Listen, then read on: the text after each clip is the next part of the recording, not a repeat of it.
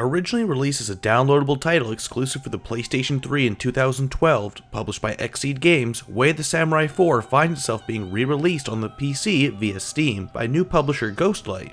Despite being the fourth game in this samurai role-playing series, Way of the Samurai 4 is very approachable to those unfamiliar with this obscure franchise, as it is a standalone tale. But the question remains, is this 3-year-old title worth revisiting?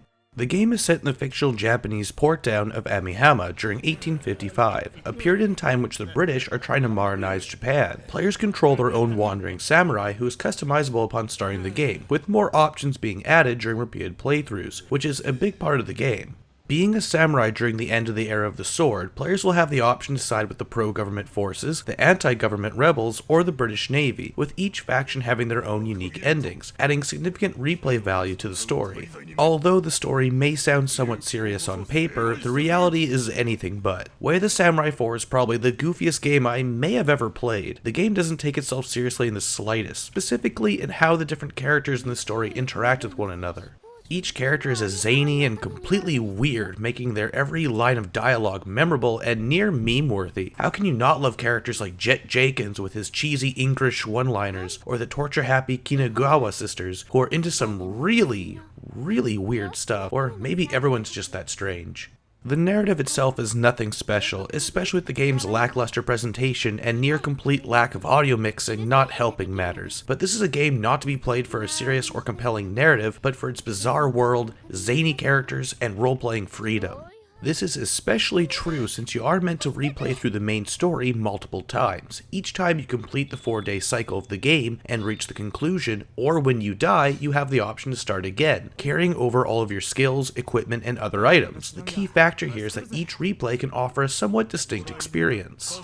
Maybe you attacked everyone in town in your last playthrough and became a delinquent. Maybe you spent most of your time butting heads with the local Yakuza. Each new game you begin with the same character will carry over some consequences to these actions, which can range from having more guards around town to an NPC making a reference to some of your actions from a previous playthrough. And this is where the game truly shines, making each choice or gameplay path a seemingly worthwhile experience.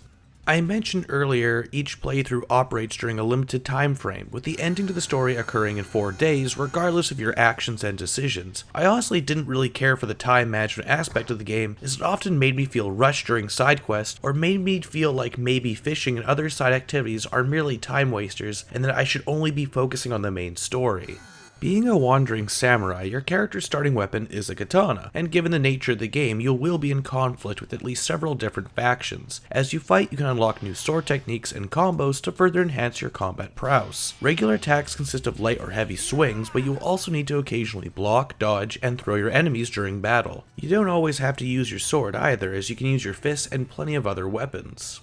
But none of this really matters since the game is quite easy. Enemies are quite passive during battle and will give you more than enough time to strike them down. Even when fighting in groups, most enemies will simply wait in turn to take you on one at a time. Most of the game's difficulty comes from how awkward the controls feel at first, as I'm sure many a first-time player will accidentally sheathe their sword more than once during their first few encounters.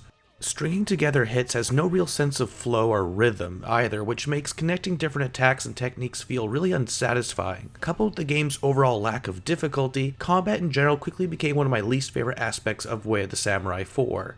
Most of my own enjoyment of the game came from messing around in this Japanese sandbox, as you essentially have the freedom to do whatever you want. Some playthroughs I spent terrorizing the townsfolk, others I spent trying to find love for my samurai, flirting with all of the women in town, and engage in the Nightcrawler events, which are all sorts of weird. I even spent some time trying to get through some of the bizarre side activities, like trying to experience the different torture mini-games. I also died more than once from choosing a silly dialogue option. But this role-playing freedom is the best part of the game. The game does not offer a compelling narrative or an engaging, robust combat system, but it allows the player an incredible sense of agency like so few games can. As I mentioned earlier, the game is lacking in presentation, which is in part due to the game's aged visuals. Even at the time of its original release in 2012, The Way of the Samurai 4 looked more like a PlayStation 2 remaster than an actual PS3 title, and this PC port has done little to nothing to change that. In fact, the port is overall pretty lackluster.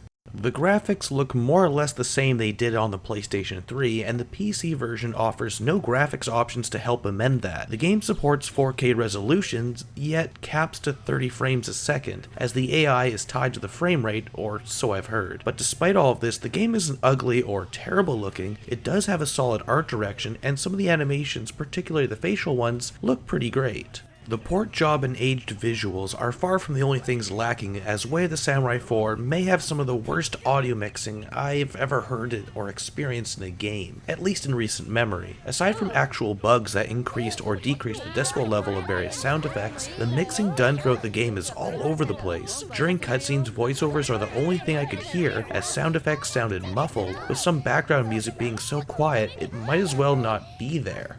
This poor mixing also carries over to the battles, as the battle music would randomly cut out or start as soon as a battle ended, which is all a shame since the voice acting is well done and some of the music is actually really quite good. Many of the issues I mentioned can be solved by simply turning the music off as a last resort, since I feel the game just sounds too quiet without it. While some of you may pass all of this off as superficial criticisms, the lack of polish in the visuals and audio do hurt the game overall and became very distracting throughout my several playthroughs.